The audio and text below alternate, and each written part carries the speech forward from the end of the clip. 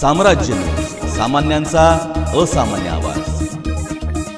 महानगरपालिकेच्या अतिक्रमण विभागाच्या वतीने नवी पेठ मुख्य बाजारपेठसह शहरातील 10 मुख्य रस्त्यांवर अतिक्रमण मोहीम लवकरच हाती घेण्यात येणार आहे। अतिक्रमणधारकांना स्पीकरवरून रस्त्यांवरील अतिक्रमण काढण्याचे आवाहन करण्यात येत आहे। या मोहिमेची तयारी पूर्ण झाली आहे। शहरातील मुख्य रस्ते अतिक्रमण मुक्त करण्याचे आदेश महापालिका आयुक्त डॉक्टर सचिन उंबासे यांनी दिले होते। त्यानुसार अतिक्रमण विभागाने नियंत्रण अधिकारी तपन डंके याने नियोजन केले। नगर रचना विभागाच्या वतीने या रस्त्यांची मोजणी केली आहे। DPR मध्ये नियोजित रस्ता किती आहे, त्यावर किती अतिक्रमण झाले आहे त्याची माहिती अतिक्रमण विभागास दिली आहे।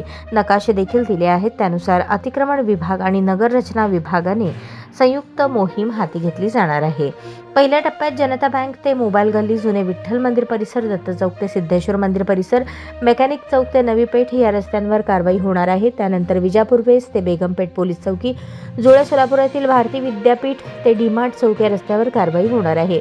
नवी पेठेत संसार उपयोगी साहित्य विकणाऱ्या दुकानदाराचे घर आणि संसार रस्त्यावरच असतो। या दुकानदारांवर पहिल्यांदा कारवाई होणार असल्याने 2 दिवसांपासून या भागातील अतिक्रमणधारकांना अतिक्रमण काढून घेण्याचे आवाहन करण्यात आले आहे।